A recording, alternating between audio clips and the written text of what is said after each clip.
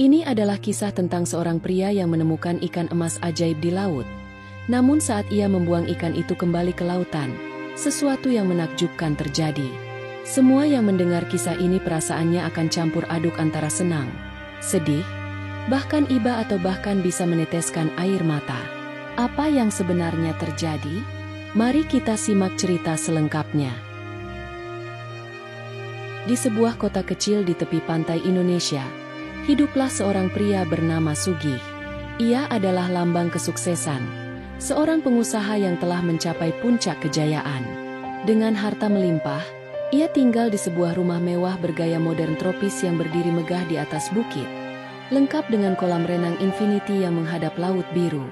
Garasinya dihuni oleh koleksi mobil sport, dari yang klasik hingga keluaran terbaru. Sugih memiliki segalanya, seorang istri cantik yang bijaksana, seorang anak kecil yang ceria dengan tawa yang menular, dan bisnis yang terus berkembang pesat. Namun, di sela-sela jadwalnya yang padat, ia memiliki satu hobi yang selalu membuatnya kembali ke alam, memancing. Bagi Sugih, memancing adalah cara untuk menyatu dengan keindahan dunia yang telah memberinya begitu banyak keberuntungan.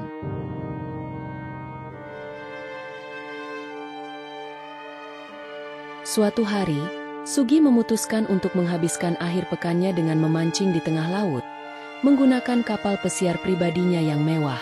Kapal itu dilengkapi dengan teknologi canggih, dari sonar untuk melacak ikan hingga dek yang nyaman dengan sofa empuk. Angin laut yang sejuk dan suara deburan ombak membuat suasana semakin sempurna. Namun, di tengah aktivitas memancingnya, Sugih tiba-tiba menangkap sesuatu yang tidak biasa. Kailnya membawa seekor ikan emas kecil yang berkilauan di bawah sinar matahari. Sugih mengerutkan kening, merasa aneh. Ikan emas seharusnya hidup di sungai atau kolam, bukan di lautan luas seperti ini. Namun, yang membuatnya semakin terheran-heran adalah sorot mata ikan itu, seolah-olah ingin menyampaikan sesuatu. Sugih merasa ada yang istimewa dengan tangkapan kali ini. Merasa ada sesuatu yang luar biasa dengan ikan emas itu. Sugih memutuskan untuk tidak melepaskannya kembali ke laut. Ia mengambil akuarium kecil yang selalu tersedia di kapal pesiarnya, barang mahal yang dirancang khusus untuk menjaga tangkapan langka tetap hidup. Dengan hati-hati, ia memasukkan ikan kecil itu ke dalam akuarium, memperhatikan bagaimana ikan itu berenang dengan anggun, sisiknya terus berkilauan seperti emas murni. Dalam benaknya, Sugih mulai bertanya-tanya, apakah ikan ini adalah tanda keberuntungan yang lebih besar? Di tanah Jawa, legenda tentang pesugihan dan makhluk gaib yang membawa kekayaan sudah sering ia dengar sejak kecil. Pikiran itu membuat Sugih semakin yakin, mungkin ikan emas ini adalah pemberian semesta untuk melipat gandakan kemewahan hidupnya. Dengan semangat baru, ia membawa ikan itu pulang, membayangkan betapa hidupnya yang sudah sempurna akan menjadi lebih luar biasa. Ketika Sugih tiba di rumah dengan membawa akuarium kecil berisi ikan emas itu, istri dan anaknya menyambutnya di pintu. Mereka terheran-heran melihat Sugih begitu antusias dengan ikan kecil yang tampak biasa saja di mata mereka. "Ayah, kenapa bawa ikan sekecil itu?" tanya anaknya dengan polos. "Ah, hanya tangkapan spesial," jawab Sugih singkat, tidak ingin menjelaskan lebih jauh. Istrinya hanya mengangkat bahu, terbiasa dengan ide-ide aneh suaminya, dan memutuskan untuk tidak terlalu memusingkannya. Namun, kejutan justru datang beberapa jam kemudian. Saat Sugih memeriksa akuarium kecil itu, ia terkejut melihat ikan emas tersebut telah tumbuh lebih besar, hampir memenuhi ruang sempit akuarium. Sisiknya yang berkilauan tampak lebih cerah dan memukau. Tanpa pikir panjang, Sugih memindahkan ikan itu ke salah satu akuarium besar di ruang tamu, yang biasanya ia gunakan untuk memelihara ikan arwana mahal.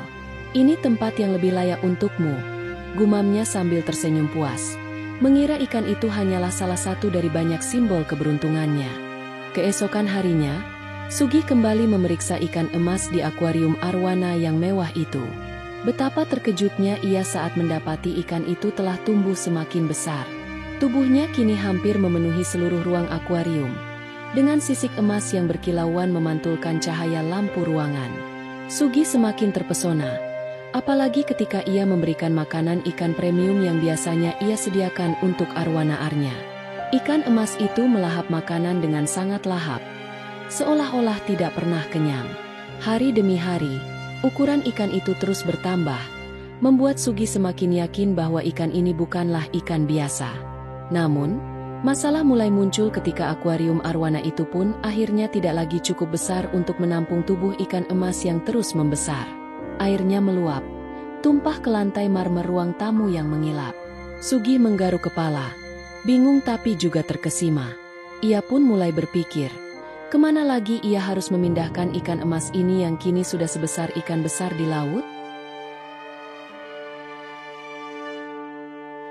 Namun, tidak semua orang di rumah Sugi terpesona oleh ikan emas yang terus membesar itu. Istrinya mulai merasa terganggu. Ketika melihat air akuarium meluap dan membanjiri lantai ruang tamu, ia langsung meluapkan amarahnya. "Sugi, apa-apaan ini? Ikan itu sudah merepotkan kita. Kalau begini, lebih baik goreng saja ikan itu daripada bikin berantakan rumah," bentaknya sambil menunjuk genangan air yang mulai mengotori karpet mahal mereka. Sugi, meskipun merasa bersalah, tetap teguh pada pendiriannya. "Tidak, ini ikan istimewa. Aku tidak bisa membunuhnya begitu saja," jawabnya, berusaha tenang. Ia tahu bahwa ikan itu lebih dari sekadar ikan biasa. Sugi pun memutuskan untuk memindahkan ikan emas tersebut ke kolam koi di halaman rumahnya, tempat ia biasanya memelihara ikan-ikan mahal yang menjadi kebanggaannya. Dengan hati-hati, ia memasukkan ikan emas itu ke kolam. Begitu masuk, ikan itu terlihat jauh lebih leluasa dan berenang dengan anggun di antara koi-koi berwarna cerah. Namun, Sugi tidak menyadari bahwa ini baru permulaan dari perubahan yang lebih besar dan aneh yang akan terjadi.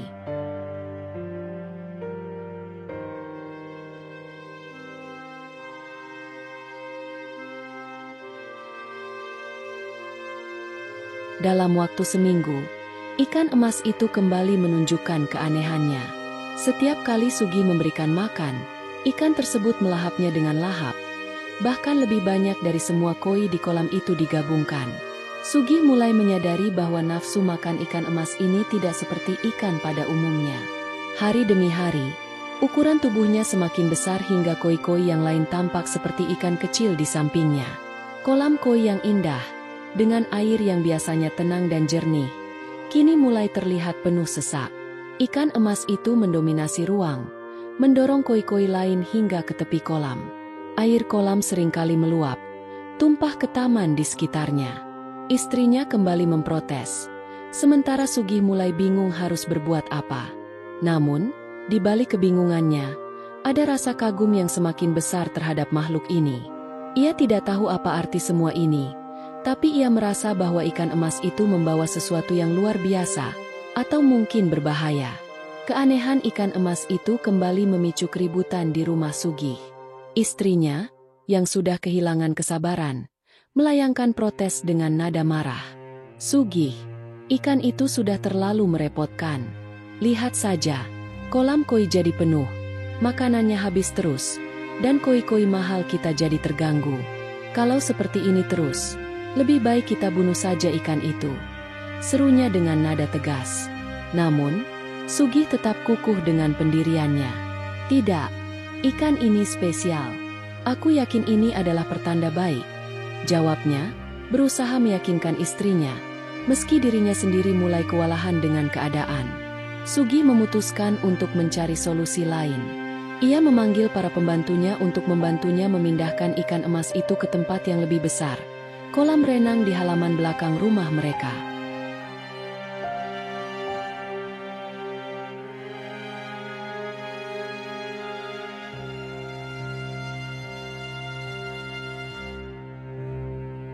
Prosesnya tidak mudah, karena ukuran ikan yang sudah luar biasa besar.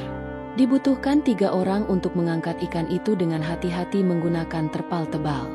Dengan susah payah, mereka akhirnya berhasil memindahkan ikan itu ke kolam renang yang luas.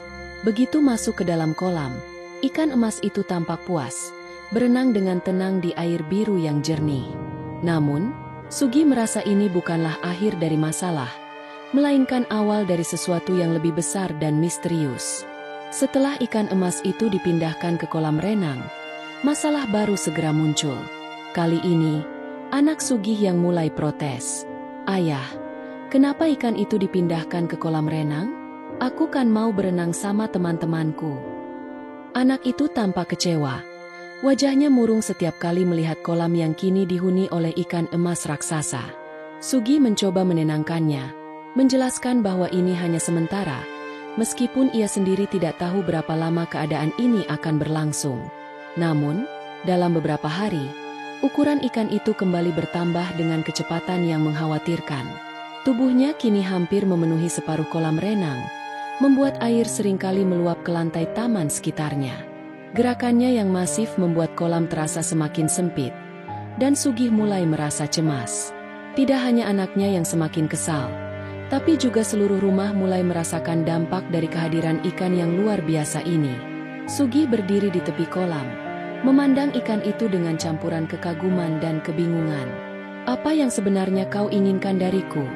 gumamnya pelan, seolah-olah berharap ikan itu bisa memberikan jawaban. Tapi ikan emas itu hanya berenang perlahan. Sisiknya berkilauan seperti emas cair di bawah sinar matahari. Tidak hanya ruang dan makanan yang terkuras karena ikan emas itu, tapi juga perhatian Sugih yang sepenuhnya tertuju padanya.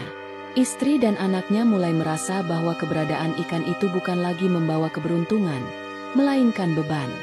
Setiap hari Sugih sibuk memastikan ikan itu tetap nyaman, bahkan mengabaikan urusan bisnisnya. Istrinya, yang sudah tidak tahan lagi, meluapkan amarahnya. "Sugih, lihat keadaan kita sekarang. Semua uang kita habis hanya untuk memberi makan ikan itu. Kau bahkan lupa mengurusi bisnismu, dan sekarang kita mulai merugi. Kau benar-benar sudah kehilangan akal," katanya dengan nada marah yang penuh keputusasaan. Anaknya pun ikut menimpali. "Ayah, kenapa kita harus terus memelihara ikan itu? Aku sudah tidak bisa berenang lagi, dan teman-temanku bilang kita aneh karena punya ikan sebesar itu di kolam." Sugih hanya terdiam. Ia tahu ucapan keluarganya benar. Bisnisnya yang dulu selalu menghasilkan untung besar kini mulai goyah, karena ia jarang datang ke kantor dan kehilangan fokus. Namun, meskipun banyak yang harus dikorbankan, Sugih tetap merasa ada sesuatu yang istimewa tentang ikan emas itu. Ia yakin ikan itu membawa pesan atau tujuan yang belum ia pahami. "Aku tahu ini sulit, tapi aku tidak bisa membuang ikan ini. Aku yakin ada alasan kenapa ikan ini datang ke hidup kita," katanya lirih, mencoba mempertahankan keyakinannya. Namun di lubuk hatinya, Sugih mulai mempertanyakan apakah keputusannya untuk mempertahankan ikan itu benar, atau justru membawa kehancuran bagi keluarganya.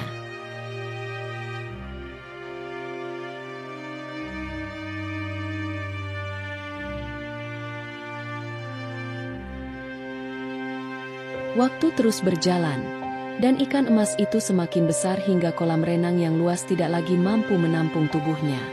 Air sering meluap ke taman, membuat lingkungan rumah Sugih semakin berantakan. Namun, masalah sebenarnya bukanlah hanya ikan itu. Kehidupan Sugih perlahan hancur. Perusahaan yang ia bangun dari nol akhirnya bangkrut, karena ia terlalu sibuk mengurusi ikan emasnya dan melupakan tanggung jawabnya sebagai pengusaha. Istrinya yang sudah lama memendam kesabaran akhirnya tak mampu lagi bertahan. "Sugih, lihat apa yang kau lakukan. Kita kehilangan segalanya.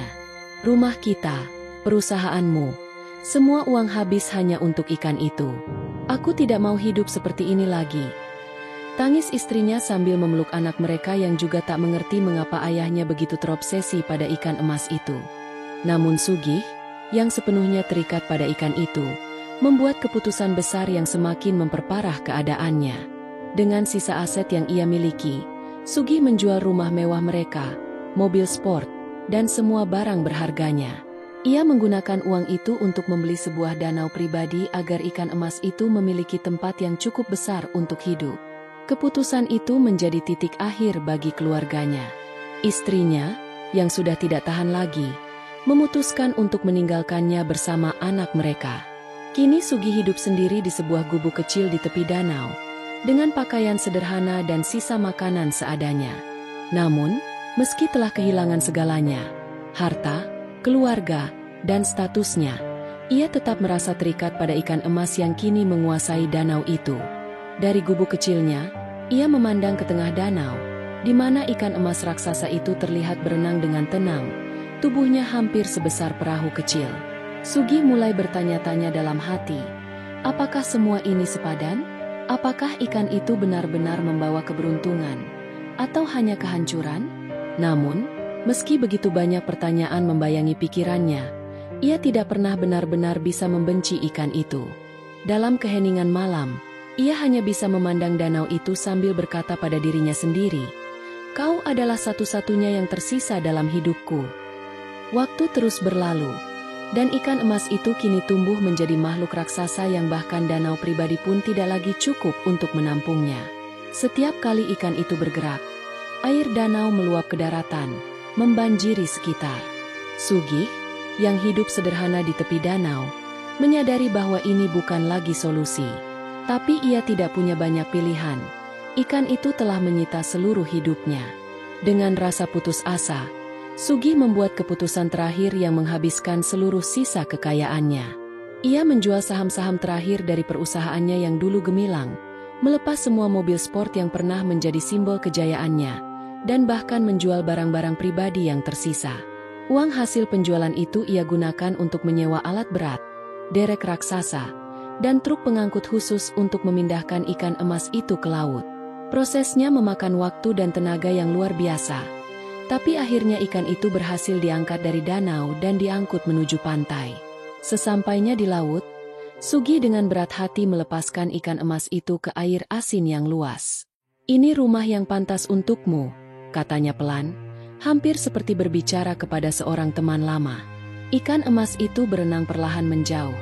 Tubuh raksasanya terlihat anggun di bawah sinar matahari. Sugih berdiri di tepi pantai, menyadari bahwa ia telah kehilangan segalanya demi ikan itu. Kini Sugih hidup sebagai nelayan miskin di sebuah gubuk reyot di pinggir pantai. Dari seorang pengusaha kaya raya dengan segala kemewahan, ia berubah menjadi pria sederhana yang hanya berusaha bertahan hidup. Namun, meskipun hidupnya telah berubah drastis, Sugih tetap merasa ada sesuatu yang istimewa tentang ikan itu. Setiap kali ia melaut, ia berharap bisa melihat sekilas ikan emas itu lagi, meskipun ia tidak yakin apakah itu akan menjadi momen penuh kebahagiaan atau penyesalan. Hari itu, langit di atas pantai tempat Sugih tinggal terlihat kelabu, dan angin bertiup lebih kencang dari biasanya. Ombak mulai bergulung semakin besar, dan warga sekitar mulai panik ketika tanda-tanda tsunami muncul. Sugih, yang tengah memperbaiki jaringnya di depan gubuk kecilnya, hanya bisa tertegun saat mendengar suara gemuruh dari kejauhan. Air laut yang surut tiba-tiba kembali dengan kekuatan dahsyat, membawa gelombang raksasa yang menghantam daratan. Sugih berlari, mencoba menyelamatkan diri, tapi kekuatan air terlalu besar. Ia tersapu ke tengah arus, tubuhnya terombang-ambing di antara serpihan kayu dan puing-puing. Dalam kegelapan air dan terjangan ombak, Sugih merasa hidupnya akan berakhir di sana. Namun, di tengah kekacauan itu, ia melihat sesuatu yang besar mendekatinya. Itu adalah ikan emasnya. Kini ukurannya bahkan lebih besar dari yang pernah ia bayangkan, hampir sebesar kapal kecil. Ikan itu berenang dengan tenang di tengah gelombang besar. Sisiknya tetap berkilauan seperti emas murni meski air laut keruh dan gelap. Dengan satu gerakan lembut, ikan itu membawa Sugih ke punggungnya. Sugih tertegun. Tubuhnya gemetar di atas makhluk yang telah mengubah hidupnya. Dalam keheningan aneh di tengah terjangan tsunami, ia merasa seolah-olah ikan emas itu memandangnya dengan tatapan penuh makna. Tanpa sepatah kata pun, ikan itu membawanya menjauh dari pantai, melewati gelombang besar yang mengamuk, menuju laut lepas.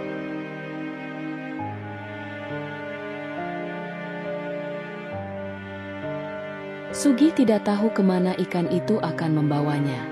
Namun, di tengah ketakutan dan kebingungan, ia merasa ada kehangatan aneh yang menyelimuti dirinya. Apa ini akhir dari segalanya, atau awal yang baru? Gumamnya pelan, membiarkan dirinya pasrah pada nasib yang kini sepenuhnya berada di tangan ikan emas yang pernah ia pertaruhkan segalanya. Setelah ombak tsunami yang dahsyat mereda, Sugih mendapati dirinya terdampar di sebuah daratan asing. Tubuhnya lemah, tapi ia selamat. Dan yang paling mengejutkan, ia tidak lagi melihat ikan emasnya. Di kejauhan, ia melihat orang-orang sedang bahu-membahu membersihkan puing-puing akibat tsunami. Sugi akhirnya menyadari bahwa ia berada di sebuah desa kecil di Jepang, negeri yang belum pernah ia kunjungi sebelumnya. Dibantu oleh penduduk lokal yang baik hati, Sugi mendapatkan tempat tinggal sementara dan perlahan memulai hidup baru. Tanpa harta, keluarga, atau identitas lamanya, ia menerima nama baru dari warga setempat, Sugiono. Dengan semangat yang tersisa, ia mulai bekerja sebagai nelayan, profesi yang sudah dikenalnya sejak di Indonesia. Dalam perjalanannya di Jepang, Sugiono bertemu seorang wanita lokal yang sederhana dan penuh kasih. Hubungan mereka berkembang menjadi cinta, dan ia akhirnya menikah lagi, membangun keluarga baru yang penuh kehangatan. Kehidupan Sugiono berubah lebih tenang, namun ia tetap bekerja keras untuk menghidupi keluarganya. Selain menjadi nelayan, ia sesekali mengikuti casting film kecil-kecilan di kota untuk menambah penghasilan. Berkat penampilannya yang karismatik dan pekerjaannya yang unik, Sugiono perlahan menjadi terkenal di kalangan masyarakat setempat. Hingga hari tuanya, Sugiono dikenal dengan nama Kakek Sugiono, seorang nelayan yang tangguh dan juga figur yang dihormati. Kisah hidupnya, dari seorang pengusaha kaya yang kehilangan segalanya hingga menemukan kembali arti kehidupan di negeri asing, menjadi inspirasi bagi banyak orang. Dan meskipun ia tidak pernah lagi melihat ikan emas yang membawanya ke Jepang, Sugiono percaya bahwa makhluk itu adalah bagian penting dari takdirnya, yang membawanya ke kehidupan baru yang lebih bermakna.